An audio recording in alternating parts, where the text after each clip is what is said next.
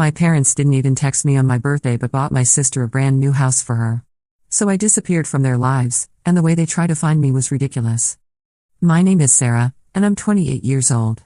I have one sister, Jessica, who's 25.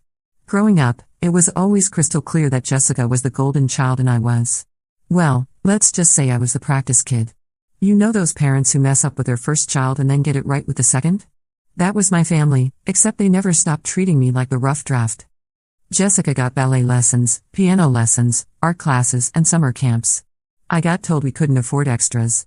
Jessica got a brand new car for her 16th birthday. I got a lecture about responsibility and a bus pass. Jessica's college was fully paid for, including her sorority dues and study abroad semester. I worked 3 jobs and took out loans that I'm still paying off. But I dealt with it. I told myself that parents evolve, that maybe they just learned better financial management by the time Jessica came around. I graduated college, got a decent job in marketing, and tried to maintain a relationship with my family despite feeling like an outsider at every holiday gathering. The breaking point came on my 28th birthday, March 15th. I'm not someone who needs a big celebration, but a simple happy birthday text from your parents seems like the bare minimum, right? The day came and went. Nothing. No call, no text, no email. Radio silence. I waited until the next day, thinking maybe they'd realize their mistake and reach out with apologies. Still nothing. By day 3, I was hurt but not entirely surprised. This was par for the course with my family. Then, exactly 1 week later, I saw Jessica's Instagram post. There she was, holding keys in front of a gorgeous 2-story colonial house with a red door and white picket fence. The caption read, "Surprise. Mom and Dad bought me my dream home as an early housewarming gift. I can't believe I'm a homeowner at 25. #blessed, #best parents ever, #dream come true." I stared at that post for a solid 10 minutes. A house. They bought her a house. Not helped with a down payment, bought her an entire house. And they couldn't even remember to text me happy birthday.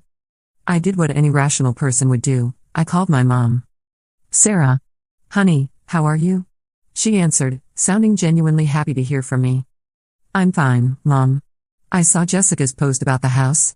That's quite a gift." "Oh yes. Isn't it wonderful? Your father and I found this perfect little starter home, and we just couldn't resist.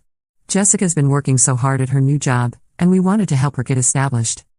Jessica's been at her marketing coordinator job for exactly 4 months, Mom." "Well, yes, but she's doing so well. And the market is so competitive for young people trying to buy homes these days." I took a deep breath. "Mom, did you realize you missed my birthday last week?" There was a pause. A long pause. "Oh, sweetheart, was that last week? I'm so sorry, time just gets away from me sometimes. We'll make it up to you. You bought Jessica a house but forgot my birthday. Now, Sarah, don't be dramatic. These are completely different things." "You're right, they are different. One costs about $300,000, and the other would have cost you nothing but 30 seconds to send a text." I said, "I'm sorry. What more do you want from me?" That question hung in the air. What did I want from her? I wanted to matter. I wanted to feel like I existed in their world as more than an afterthought. I wanted them to love me even half as much as they loved Jessica. But I couldn't say that.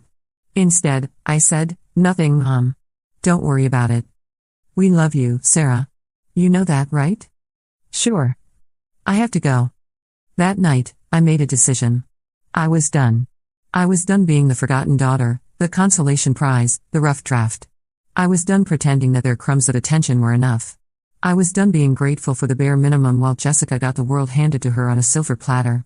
I was going to disappear from their lives and see how long it took them to notice. But I wasn't going to do it halfway. If I was going to disappear, I was going to do it right. First, I blocked all of them on social media: Mom, Dad, Jessica, and even a few aunts and uncles who I knew would report back to my parents about anything they saw. I didn't post a dramatic goodbye or explanation. I just quietly removed myself from their digital world. Next, I changed my phone number. I'd been meaning to switch carriers anyway for a better deal, so this was the perfect time. I didn't give the new number to anyone in my family. Then came the bigger moves. I'd been considering a job change for months, and a company in Portland had been trying to recruit me. I'd been hesitant because it would mean moving across the country from Ohio, but now? It seemed perfect. I accepted their offer. I gave my landlord notice, sold most of my furniture, and packed up my life. The only people I told about my move were my 3 closest friends, Emma, who I'd known since college, Marcus from work, and my neighbor Beth, who had become like a big sister to me. Within 6 weeks of Jessica's house post, I was living in Portland, Oregon, 3 time zones away from my family. I had a new job, a new apartment, a new phone number, and a new life. I felt free for the first time in years. Portland was everything I needed. My new job was challenging and rewarding, my coworkers actually seemed to value my input, and the city itself felt like a fresh start. I joined a hiking group, took up pottery classes, and started dating a guy named Jake who worked at a local brewery. For the first time in my adult life, I was building something that was entirely mine. 4 months passed. I occasionally wondered if my parents had noticed I wasn't responding to their calls or texts, but I assumed they were probably just relieved not to have to pretend to care about their disappointing older daughter. I was wrong. Emma called me one day in July, laughing so hard she could barely speak. "Sarah, oh my God, you need to hear this. Your mom called me." "She what?" "Your mom called me. She somehow got my number and called me at work. She's looking for you." "What did you tell her?" "Well, first I had to figure out who she was because she introduced herself as Sarah's mother, Patricia Mitchell, like I should know who that is. Then she starts going on about how worried she is because you haven't been returning her calls or texts." I laughed. It took her 4 months to notice I wasn't responding? That's not even the best part. She asked if I knew where you were, and I said I couldn't share that information without your permission. So then she asks if I could just confirm that you're safe and healthy, and I said yes. But then, Sarah, then she asks if I think you're mad at them about something. She asked if I'm mad about something? Something. Like she can't possibly imagine what you could be upset about. I wanted so badly to ask her about your birthday in Jessica's house, but I figured you wouldn't want me to get involved. Good call. What did you tell her? I said that wasn't really my place to say, and if she wanted to know how you were feeling, she should probably ask you directly. Then she got all huffy and said she would if she could get in touch with you. Emma's call was just the beginning. Marcus called me 2 days later. My dad had somehow tracked down his LinkedIn profile and sent him a message asking about me. Marcus, being the good friend he is, responded with a professional but unhelpful message saying he wasn't comfortable sharing personal information about colleagues. Then Beth called. My mother had actually shown up at my old apartment building and knocked on doors until she found someone who knew me. Beth happened to be getting her mail when my mom cornered her in the lobby. She was so dramatic, Sarah. She kept saying she was beside herself with worry and asking if I thought something terrible had happened to you. I told her you had moved, and she asked where. When I said I couldn't tell her that, she literally grabbed my arm and said, "Please, I just need to know my daughter is okay." She grabbed your arm? Very gently, but yes. I felt bad for her for like half a second, and then I remembered all the stories you've told me about how they treat you versus Jessica. I just said I was sorry but I couldn't help her, and I went upstairs. But Sarah, she stood in the lobby for another 20 minutes asking other people if they knew you. The reports kept coming in, and each one was more absurd than the last. My old co-workers called to tell me my parents had shown up at my former office building. Apparently, my dad had worn a suit and tie and introduced himself to the receptionist as Mr. Mitchell, Sarah's father, like that would automatically grant him access to confidential employee information. When they told him I no longer worked there and they couldn't provide forwarding information, he'd asked to speak to my former supervisor. Poor Janet, my old boss, called me herself to tell me about the encounter. "Sarah, your father sat in my office for 30 minutes asking about your state of mind before you left.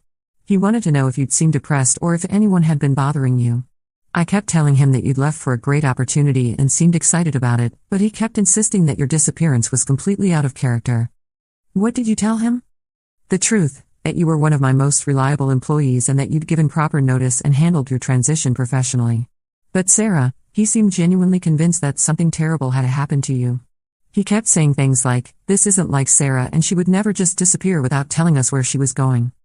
The irony wasn't lost on me.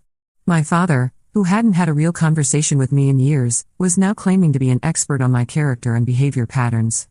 They'd also gone to my college alumni association asking for updated contact information. My friend Rachel, who worked there part-time, called to tell me about my mother's visit. "Your mom showed up with a whole folder of documents," Rachel told me. "She had your diploma, old report cards, even some pictures from college. She kept showing them to me like she was trying to prove she was really your mother. It was actually kind of sad." "Did she say why she needed to find me?" "She said there had been a family emergency and she desperately needed to reach you. When I told her I couldn't give out alumni information, she started crying. Like, actual tears, Sarah. She said she was afraid something terrible had happened to her daughter. The family emergency angle was new. I wondered what crisis they'd invented to justify their search, or if my mother had simply decided that my absence itself constituted an emergency. My dad had even called the phone company trying to get my new number, but privacy laws prevented that. The customer service representative he'd spoken to had actually called my old number to report the incident, reaching the new owner who was understandably confused and annoyed. But my parents' efforts weren't limited to official channels. They'd also enlisted Jessica's help in ways that were becoming increasingly invasive. Marcus told me that Jessica had started showing up at places I used to frequent in Ohio.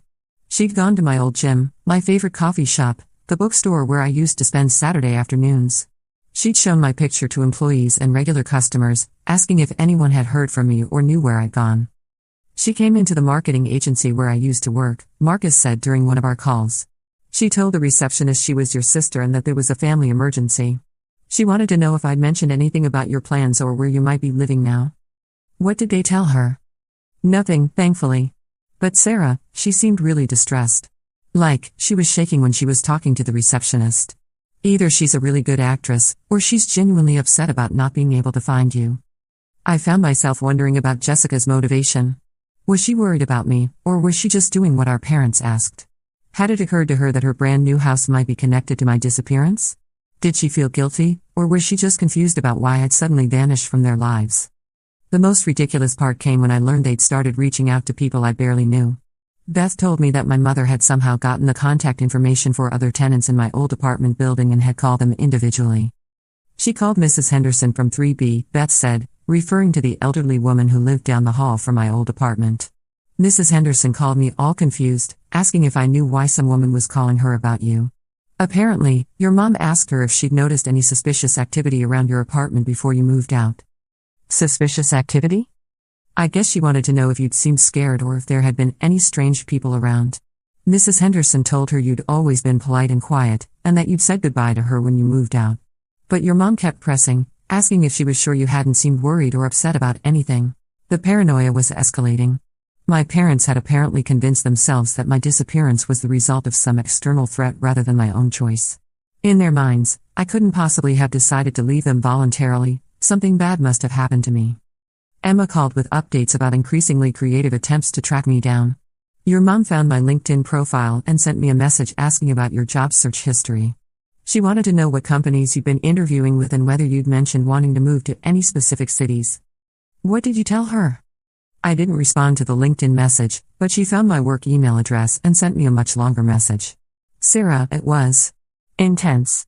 She wrote like 3 paragraphs about how worried she is and how this is tearing the family apart. She said your dad hasn't been sleeping and that Jessica cries every day because she misses you so much. That last part gave me pause. Jessica cries every day? The sisterhood posted gleefully about her new house without a single thought about how it might affect me was now crying daily about my absence.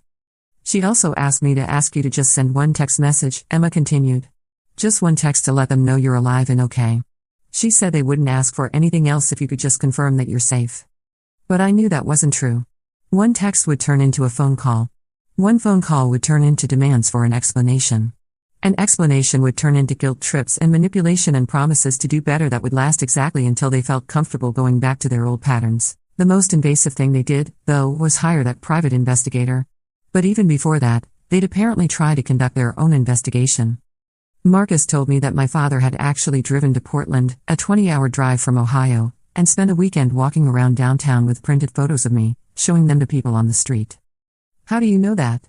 I asked. Because he posted about it on Facebook. He put up this long post about how he was searching for his missing daughter and asking if anyone in Portland had seen you. He included a bunch of photos and even offered a reward for information about your whereabouts. I immediately called Emma to have her check my father's Facebook page, since I'd blocked all of them and couldn't see it myself. Oh my God, Sarah, she said after looking it up. This is a lot. He's posted like 15 times in the past month about looking for you. And the photos he's using, they're all old ones from like college and right after graduation. You look completely different now. What kind of posts? Let me read you one. Still searching for my daughter Sarah. Last seen in Ohio in March. She may be suffering from depression or memory loss. If anyone has any information, please contact me immediately. We just want to know she's safe. Sarah, he's made it sound like you have some kind of medical condition. Memory loss? That's not even the worst one. There's another post where he says you disappeared without explanation and that your behavior before you left was erratic and concerning. He's basically told everyone that you had some kind of mental breakdown. I felt sick. My father was essentially conducting a public campaign that painted me as mentally unstable. Anyone who saw those posts would think I was a missing person with serious psychological problems, not a competent adult who had chosen to relocate and start fresh. Emma, can you screenshot those posts for me? I want to see exactly what he's saying. She sent me the screenshots, and they were even worse than I'd imagined. My father had crafted a narrative where I was a vulnerable person who had vanished under mysterious circumstances, possibly due to mental illness or external threats. He turned my conscious choice into a tragic mystery that required community intervention to solve. The post had dozens of comments from people offering prayers, sharing similar stories, and giving advice about search strategies. A few people had even claimed to have seen me in various cities across the country, leading to a string of false leads that my father had apparently followed up on. One commenter had written, "Have you checked hospitals and shelters? Sometimes people with mental health crises end up in places where they can't identify themselves." Another had suggested, "You should contact that show about missing persons. They might be able to help get the word out." My father had responded to every comment with gratitude and updates about his search efforts. He created an entire online community of strangers who were now invested in finding his missing daughter. But the most disturbing part was a post from 2 weeks ago. "We've hired a professional investigator to help find Sarah. If you have any information, please don't hesitate to reach out. We're offering a $25,000 reward for credible information leading to her location. We love you, Sarah, and we just want you to come home." A $25,000 reward. They were treating me like a kidnapping victim. I realized then that this had gone way beyond simple concern or even guilt about forgetting my birthday. My parents had created an entire fantasy where I was a victim who needed to be rescued, rather than facing the possibility that I'd left because of how they treated me. It was easier for them to believe that something terrible had happened to me than to examine their own behavior and acknowledge that they'd failed as parents. The private investigator they'd hired was apparently quite thorough. Beth told me he'd interviewed not just her, but several other people in my old neighborhood. He'd asked about my daily routines, my social circle, my mental state, and whether I'd ever mentioned feeling threatened or unsafe. He was very professional, Beth said, but also very persistent. He asked me the same questions 3 different ways, like he was trying to catch me in a lie or get me to reveal something I hadn't intended to share. What kinds of questions? He wanted to know if you'd ever talked about wanting to disappear or start over somewhere else. When I said you'd mentioned wanting a change of scenery, he asked if that seemed like a normal career move or if it seemed desperate or impulsive. He also asked if I'd ever seen you arguing with anyone or if you'd seemed paranoid or fearful in the weeks before you moved. The investigator had also apparently done research into my digital footprint before I'd completely severed my online presence. He'd somehow managed to get screenshots from mutual friends and people I'd interacted with on social media before I'd blocked my family and deactivated my accounts. He showed me some of your old Instagram posts that he'd gotten from someone else, Emma told me during one of our calls. He wanted to know if I thought the captions seemed normal or if they indicated depression or distress. I told him you'd always been pretty private on social media and that nothing seemed unusual to me. Which posts was he looking at? Random stuff from the past year. That picture of you hiking at the state park, the one of you at Marcus's birthday party, some food photos. He was reading way too much into everything. Like, he asked me if I thought it was significant that you'd posted a picture of a sunset with the caption "Endings and Beginnings" 2 months before you moved. That was just a random sunset photo. I know that, and I told him that, but he wrote it down in his little notebook like it was some kind of crucial evidence. The investigator had also contacted my former therapist's office, though privacy laws prevented them from sharing any information. My old dentist's office had gotten a call asking about my last appointment and whether I'd seemed distressed or mentioned any concerns about my safety. It was starting to feel like my entire life in Ohio was being dissected and analyzed by strangers who were looking for evidence of some crisis that didn't exist. My parents had turned my personal decision into a criminal investigation, and they were dragging everyone I'd ever known into their delusion. But perhaps the most ridiculous part of their search efforts was what Jessica was doing on social media. Emma discovered that Jessica had created multiple fake accounts on Instagram, Facebook, and even TikTok, all designed to try to find me or people who might know me. She's been friending people from your college, your old job, even random people who have your same name, Emma told me. One of the fake accounts is pretending to be a travel blogger who's visiting different cities and asking locals for recommendations. I think she's hoping you'll respond if you think it's just some random person asking about Portland. How did you figure out it was her? The account used a stock photo, but when I reverse searched the image, I found the same photo on a real estate blog post that Jessica had written for work. Plus, the writing style was exactly like hers, lots of exclamation points and emoji. Jessica had also apparently joined Facebook groups for people who lived in various cities where she thought I might have moved. She posted in groups for Seattle, Denver, Austin, and Portland, always with some variation of the same message: "Hi everyone. I'm trying to reconnect with an old college friend named Sarah Mitchell. She's about 28, works in marketing, and might have moved to your city recently. If anyone knows her or has any leads, I'd be so grateful for your help."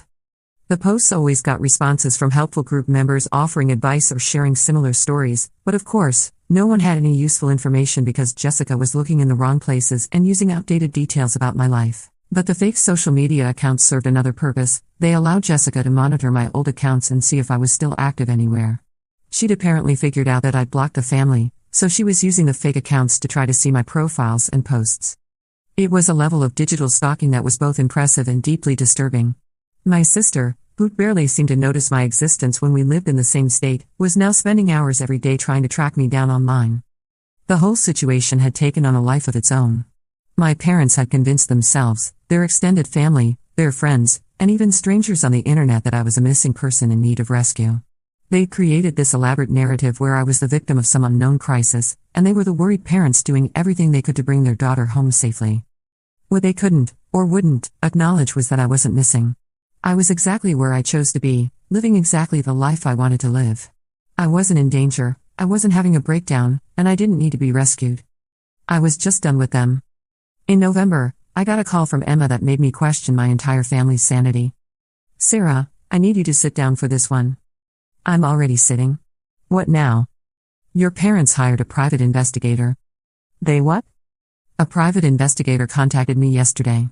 Professional guy, very polite, said he was trying to locate you on behalf of your concerned family. He had business cards and everything." "You've got to be kidding me." "I wish I was. I told him the same thing I told your parents. I can confirm you're safe and healthy, but I'm not sharing your location without your permission." He said he understood and left me his card in case I changed my mind. This is insane. It gets worse. I called Marcus, and the guy contacted him too. Same story. But Sarah, he also went to your old apartment building and interviewed your former neighbors. That said, he was very respectful but thorough. He asked about your habits, your friends, whether you seemed distressed before you moved. I couldn't believe it. They'd hired an actual private investigator to track me down. The same parents who couldn't remember my birthday were now spending hundreds of dollars on a professional to find me. Did he find anything useful? I asked, morbidly curious. I don't think so. We all gave him the same story: you're fine, you moved voluntarily, and we're not sharing details. He seemed satisfied that you weren't in danger or anything. The private investigator thing should have been the end of it, but my family apparently has no concept of boundaries or limits. In December, Jessica started trying to find me through my hobbies. She somehow figured out I'd been taking pottery classes back in Ohio and started calling pottery studios in major cities asking if they had a student named Sarah Mitchell. When that didn't work, she tried yoga studios, book clubs, hiking groups, anything she could think of that I might have joined. Marcus told me she'd even created fake social media accounts to try to find me. She'd send friend requests to people with similar names or from my college, hoping to find someone who might know where I was. Your sister is persistent, he said. I have to give her that. She's desperate to find me so they can go back to ignoring me with a clear conscience, I replied. But I was starting to wonder if that was really what this was about. The amount of time, energy, and money they were putting into finding me seemed excessive for people who just wanted to assuage their guilt. The answer came in January, almost a year after I disappeared from their lives. I was having coffee with a new friend from work when my phone rang. Unknown number, Oregon area code.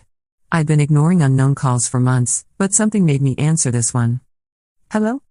Is this Sarah Mitchell? The voice was unfamiliar, professional, female. Who's asking? My name is Linda Rodriguez, and I'm a social worker with the Oregon Department of Human Services. I received a wellness check request for you, and I wanted to reach out to confirm that you're safe and not in any danger. My blood ran cold. A wellness check request? From who? I can't share specific details about who requested it, but I can tell you that someone expressed concern that you might be missing or in danger. They provided your name and indicated you might be living in the Portland area. I'm not missing or in danger. I moved here voluntarily for work. That's what I assumed, but I do need to follow up on these requests. Would you be willing to meet with me briefly just so I can close this case? I agreed to meet her the next day at a coffee shop downtown. Linda turned out to be a kind woman in her 50s who seemed as annoyed by the situation as I was. I have to ask, she said after confirming my identity and well-being, do you have any idea why someone might think you are missing or in danger? I gave her the abbreviated version of the story: family issues, decided to move and start fresh, they've been trying to track me down ever since. And they filed a missing person report? Is that what this is? Not exactly. In Oregon, adults have the right to disappear if they want to. But when someone files a concern report claiming they believe a person might be in danger, we do have to follow up. Whoever filed this report claimed they had reason to believe you might be the victim of foul play or suffering from a mental health crisis. Foul play? They apparently told the police in your hometown that your disappearance was completely out of character and that you'd been acting strangely before you vanished. The local police passed the information along to us as a courtesy. I was speechless. They convinced the police that I might have been murdered or kidnapped. I can see from your reaction that this wasn't the case, Linda continued. Do you want to contact your family and let them know you're okay? I can facilitate that conversation if it would help. No, I said firmly. I'm an adult who made an adult decision to relocate and start over. I don't owe them a conversation. That's absolutely your right. I'll close this case and note that you're safe and living independently by choice. I should mention, though, that whoever filed this report was very convincing. They provided a lot of details about your life, your job history, your friends. They clearly know you well. They think they know me well. There's a difference. Linda nodded. I see this more often than you'd think. Families who don't understand that sometimes people just want a fresh start. After Linda left, I sat in that coffee shop for 2 hours, processing what had just happened. My parents had convinced the police that I might be dead. They'd gotten a social worker involved. They turned my conscious choice to start over into a potential criminal investigation. But the more I thought about it, the more I realized something. For the first time in my life, I had their full attention. Growing up, I would have done anything to get my parents to worry about me the way they worried about Jessica. I would have loved for them to move heaven and earth to find me when I was struggling. I would have been thrilled to know they cared enough to hire professionals and involve authorities. The irony was devastating. Now that I finally had the love and attention I'd always wanted from them, I no longer needed it. That night, I called Emma. They filed a missing person report, I told her. Are you serious? Dead serious. A social worker contacted me today. They told the police I might have been murdered. Jesus, Sarah. That's actually kind of scary. Like, what if they try to have you committed or something?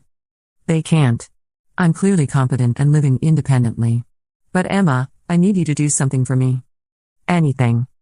I need you to call my mom and tell her I'm alive and safe, but that I've chosen to relocate and I don't want any contact with the family. Don't tell her where I am, don't give her my number, just tell her to stop looking for me because I'm fine and I made this choice deliberately. Are you sure? You could call her yourself and really let her have it about the birthday thing and Jessica's house and everything. I thought about it. But you know what? I don't think she'd get it. She'd just make excuses and try to guilt me into coming back so they can go back to treating me like I'm invisible. This way, at least I know they'll remember I exist. Emma called my mom the next day and delivered the message. According to her, my mom cried and begged for my phone number, but Emma held firm. She did ask one question, though. Mrs. Mitchell asked me to ask you something, Emma told me later. She wants to know what they did wrong. She says they've been going over everything, trying to figure out why you left, and they just don't understand. I laughed, but it wasn't a happy sound. Tell her to think about the difference between how they treated me and how they treated Jessica. Tell her to think about my 28th birthday and Jessica's brand new house. If she can't figure it out from there, then she's even more clueless than I thought. Emma delivered that message too. She said my mom was quiet for a long time, and then said she needed to go. That was 8 months ago. I haven't heard from any of them since. I'd like to say I never think about them, but that wouldn't be true. I wonder sometimes if they finally understood what Emma told them. I wonder if they talk about me at family dinners or if they've just written me off as their crazy daughter who disappeared for no reason. I wonder if Jessica feels guilty about the house, or if she even connects it to my disappearance. I wonder if my parents have learned anything from this experience, or if they'll just make the same mistakes with their future grandchildren. But mostly, I don't wonder. Mostly, I'm happy. I got promoted at work last month. Jake and I are talking about moving in together. I've made real friends here, people who value me for who I am rather than putting up with me out of obligation. I'm planning a trip to Thailand with my hiking group, and I'm learning to speak Spanish just because I want to. My life is full and rich and entirely my own. I built something beautiful from nothing, and I did it without their help or approval or attention. Sometimes I think about what would have happened if they just sent me a birthday text. Would I still be in Ohio, working a job I didn't love, spending holidays feeling like an outsider in my own family? Would I have ever found the courage to bet on myself? I'll never know, and honestly, I don't need to. The path that brought me here was painful, but it led me to exactly where I'm supposed to be. To anyone reading this who feels invisible in their own family, who's tired of begging for scraps of love and attention, who's wondering if they're asking for too much, you're not. You deserve better. You deserve people who remember your birthday without being reminded, who celebrate your successes instead of taking them for granted, who notice when you're gone. And if your family can't give you that, you can build a new one. It might be scary, it might be lonely at first, but I promise you this, the people who are meant to be in your life will love you without you having to earn it. They'll show up without being asked. They'll remember what matters to you because you matter to them. As for my parents, I hope they learned something from all this. I hope they're better to Jessica than they were to me, though honestly, that wouldn't be hard. I hope they understand now that love isn't just a feeling, it's a choice you make every day through your actions. But their journey isn't my responsibility anymore. I chose myself, and it was the best decision I ever made. The funny thing is, in trying so desperately to find me, they accidentally gave me the greatest gift they could have given me. They proved that I was strong enough to disappear from their lives and build something better on my own. And for that, I'm actually grateful.